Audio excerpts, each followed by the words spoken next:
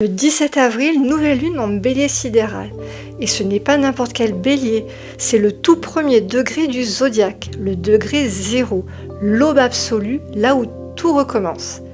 Cette nouvelle lune tombe dans Ashwini Nakshatra, le premier manoir lunaire de l'astrologie védique. Et ces étoiles, ce sont les cornes du bélier, Beta et Gamma Arietis. Les cornes, ça ne décore pas, ça perce, ça défend, ça ouvre le passage.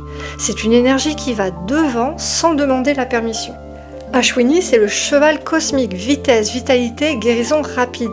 Ces déités sont des médecins divins, ils n'attendent pas, ils agissent et ils guérissent en mouvement. La planète, c'est Ketu, le nœud sud, spirituel, intuitif, détaché. Ce nakshatra nous dit, agis depuis l'intérieur, laisse l'intuition précéder la décision. Maintenant, regardons le ciel de cette lunaison parce qu'il est chargé.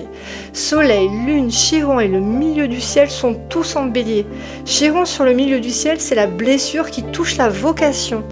La question qui monte, est-ce que j'ai le droit d'exister pleinement dans ce que je construis? Et tout ça forme un carré à Pluton en Capricorne.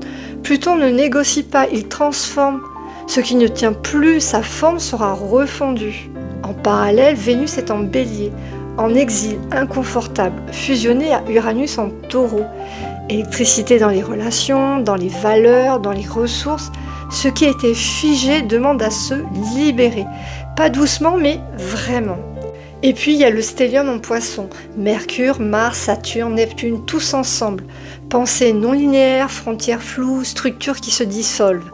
Mais ce groupe forme un grand trigone. D'un côté Pluton, puissance de transformation profonde, de l'autre Vénus-Uranus, innovation, authenticité, renouveau.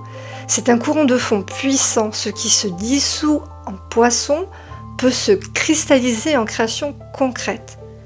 Jupiter vient amplifier tout ça, en carré au stellium poisson, en trigone à Vénus-Uranus, il amplifie les deux polarités en même temps. Dispersion ou expansion consciente, c'est toi qui choisis où tu mets ton énergie. Ce ciel, en résumé, c'est un carrefour entre l'élan pur et la transformation forcée, entre la blessure vocationnelle et la percée créatrice, entre la dissolution et la recomposition.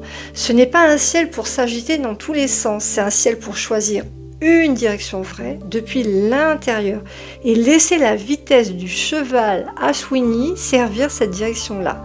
Une fois qu'elle est claire, rien ne t'arrête. Si tu veux explorer ce que cette lunaison active dans ton thème personnel, je fais des consultations, le lien est dans ma bio.